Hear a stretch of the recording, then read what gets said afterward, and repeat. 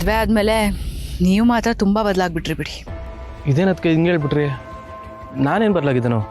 ಮೊದಲು ನನಗೆ ಇವನಲ್ಲ. ಏನೂ ಇಲ್ಲ ಸಿದ್ದು. ಮದುವೆಗೆ ಮುಂಚೆ ನೀವು ನನ್ನ ಹತ್ರ ಎಷ್ಟು ಚೆನ್ನಾಗಿ ಮಾತಾಡ್ತಾ ಇದ್ರಿ, ನಿಮ್ಮ ಮನಸ್ಸಲ್ಲಿರೋದೆಲ್ಲ ಹಂಚ್ಕೋತಾ ಇದ್ರಿ. ಆದರೆ ಈಗ ನೋಡಿದ್ರೆ ನನ್ನ ಹತ್ರ ಮಾತೇ ಆಡಲ್ಲ.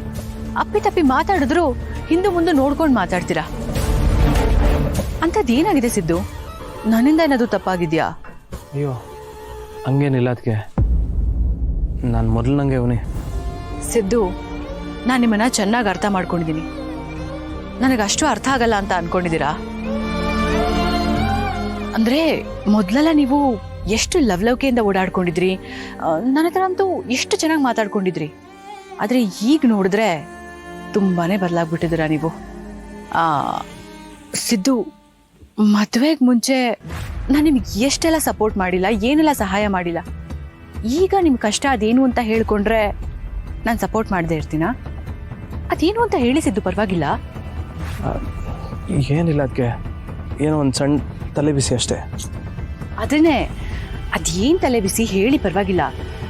ಇಬ್ರು ಸೇರಿ ಸಾಲ್ವ್ ಮಾಡಿದ್ರಾಯ್ತು. ಹೇಳ್ತೀನಿ, ಅದಕ್ಕೆ ಹೇಳ್ತೀನಿ. ಎಲ್ಲದಕ್ಕೂ ಅದರದೇ ಆದ ಸಮಯ ಬರಬೇಕಲ್ವೇ? ಆಗೆಲ್ಲನೂ ಹೇಳ್ತೀನಿ.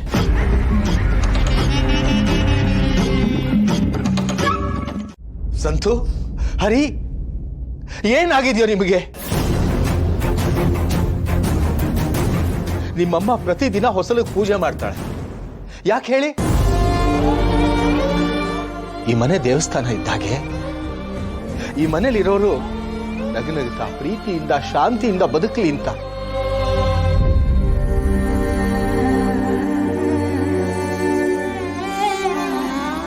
ನೀವಿಬ್ರು ಅಣ್ಣ ತಮ್ಮಂದ್ರಪ್ಪ. ಕಷ್ಟ ಸುಖಕ್ಕೆ ಒಬ್ಬರಿಗೊಬ್ಬರಿಗೆ ಹೆಗಲಾಗಬೇಕು.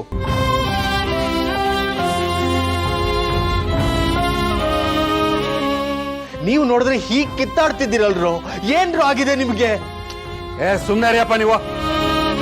ಅಣ್ಣ ಅಂತ ಹೇಗೆ ಮರ್ಯಾದೆ ಕೊಡ್ಬೇಕು ಅಂತ ಗೊತ್ತಿಲ್ಲ ಅವನಿಗೆ. ಅವನೇ ನನಗೆ ಹೆಗ್ಲಾಗ್ತಾನಪ್ಪ.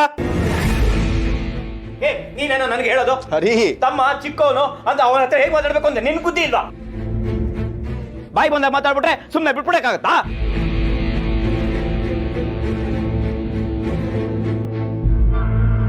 ಏನೋ ದೊಡ್ಡದಾಗ ಮಾತಾಡ್ ಬಂದ್ಬಿಟ್ಟ. ಇನ್ನು ತಲೆ ಏನಾದ್ರು ಮಾತಾಡಿದ್ರೆ ಹರಿ, ಹರಿ, ಸಂತು, ಸಾಕ್ ಮಾಡ್ರಿ, ಸಾಕ್ ಮಾಡ್ರಪ್ಪ.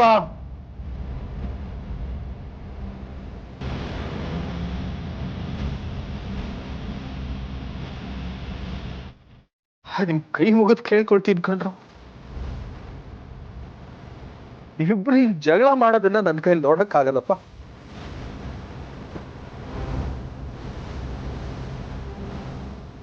ಈ ಮನೇಲಿ ಏನಿಲ್ಲ ಅಂದ್ರೂ ಬದುಕ್ಬೋದು, ಆದ್ರೆ ನೆಮ್ಮದಿ ಇಲ್ಲ ಅಂದ್ರೆ ಬದುಕಕ್ಕಾಗಲ್ಲಪ್ಪ. ಆ ನೆಮ್ಮದಿ ಹಾಳು ಮಾಡ್ಕೋಬೇಕು. ನೀವೇನೋ ಹೇಳ್ತೀರ ಮಾವ, ಮನೇಲಿ ನೆಮ್ಮದಿ ಇರ್ಬೇಕು ಅಂತ. ಅಷ್ಟು ಫಾಸ್ಟ್ ಬರ್ಬೇಕು ಕಲ್ಕೊಂಡ್ರು ನನಗೆ ಗೊತ್ತು ಅದ್ರ ನೋವೇನು ಅಂತ.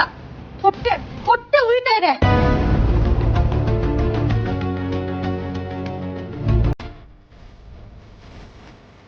ಅರ್ಥ ಆಗುತ್ತಮ್ಮ, ಸ್ವಲ್ಪ ತಾಳ್ಮೆ ಇರಲಿ.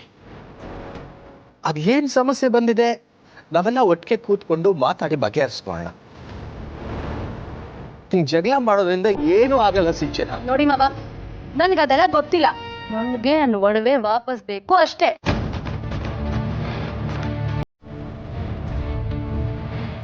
ಕದ್ದಿರೋರು ತಂದು ನನಗೆ ಕೊಡ್ಬೇಕು. ತಂದು ಕೊಡ್ಲಿಲ್ಲ ಅಂದ್ರೆ ನಾನು ಪೊಲೀಸ್ ಕಂಪ್ಲೇಂಟ್ ಕೊಡಕ್ಕೂ ಹೇಸಲ್ಲ.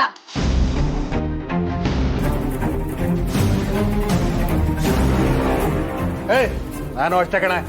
ನನ್ನ 5 ಲಕ್ಷ ಸಿಗಬೇಕು, ಇಲ್ಲ ಅಂದ್ರೆ ನಾನು ಪೊಲೀಸ್ ಕಂಪ್ಲೇಂಟ್ ಕೊಡ್ತೀನಿ.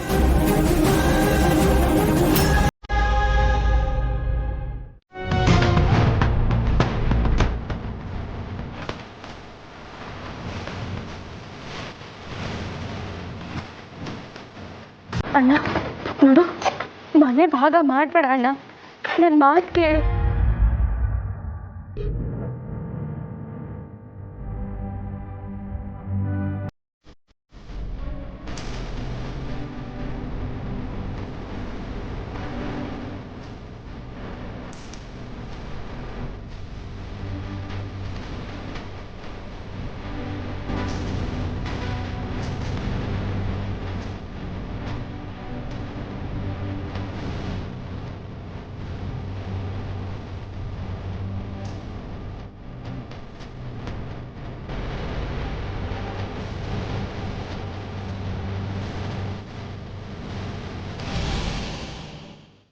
ಏಯ್ ಗಂಡ ಹೆಂಡತಿ ಇಬ್ರು ಕೇಳಿಸ್ಕೊಳ್ಳಿ.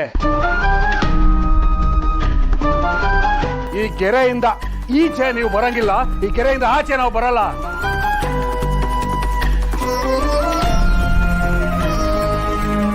ನನ್ನ 5 ಲಕ್ಷ ಸಿಗೋ ತನಕ ನಿಮ್ಮ ಸವಾಸನೆ ನಮಗ್ ಬೇಕಾಗಿಲ್ಲ.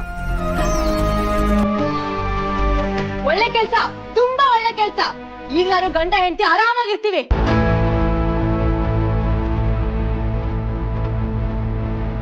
ನನ್ ಒಳ್ಳೆ ಸಿಗೋವರ್ಗೂ ಅಲ್ಲ, ಸಿಕ್ಕದ್ಮೇಲೂ ನಿಮ್ ಹತ್ರ ಮಾತಾಡಕ್ ಏನು ಉಳ್ದಿಲ್ಲ. ಆಯ್ತು ಹೋಗಿ. ಅರೆ ಸಿಂಚನ, ಸಂತು, ಹರೀಶ, ಸಂತು ಅಪ್ಪ ಪ್ಲೀಸ್ ನೀವು ಆ ಕಡೆ ಇದೆಯಪ್ಪ ಹೇಳೋ ಸಂತು. ದಯವಿಟ್ಟು.